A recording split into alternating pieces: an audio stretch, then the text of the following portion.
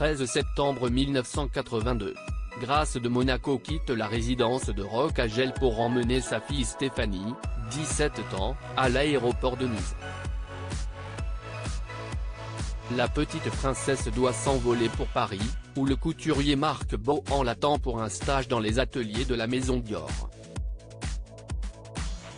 Sa mère monte au volant de sa Rover 3500 SV8, les sièges de sa voiture couverts de robes haute couture. Alors qu'elle aborde un lacet au Cap d'Aille, l'épouse du prince Régnier dévie de sa trajectoire et le véhicule dévale une pente à pic. Elle chute 35 mètres plus bas. Sonnée, Stéphanie s'extirpe du véhicule couverte de bleu et crie que sa mère est morte.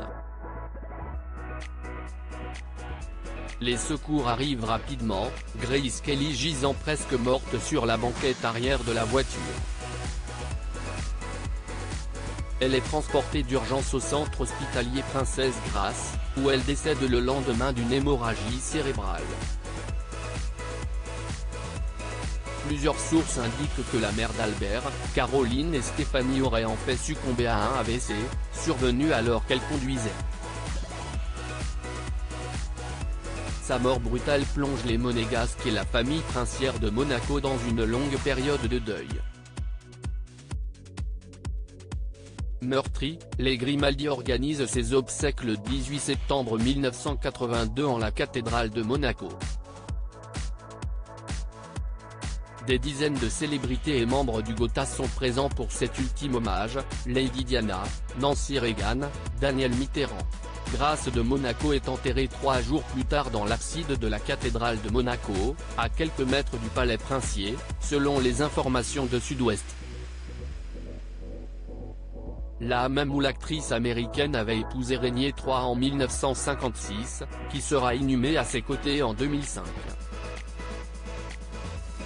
Supérieure à Grace Kelly et Régnier III de Monaco, les plus belles photos du couple et Grace de Monaco auraient-elles pressenti son accident? Fait étrange, Grace de Monaco aurait eu un mauvais pressentiment quant à cette route sinueuse reliant Monaco à la Turbie, où elle a perdu la vie.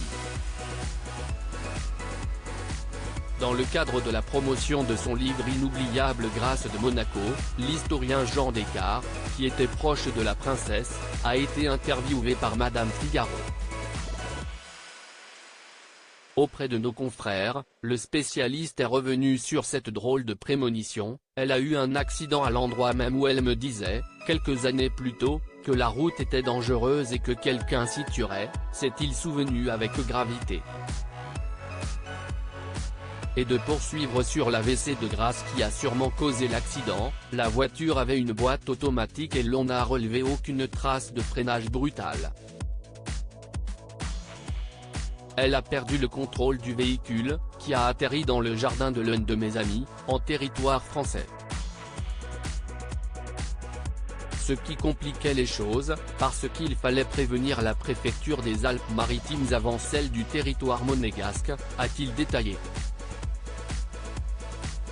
Crédit Photo, agence.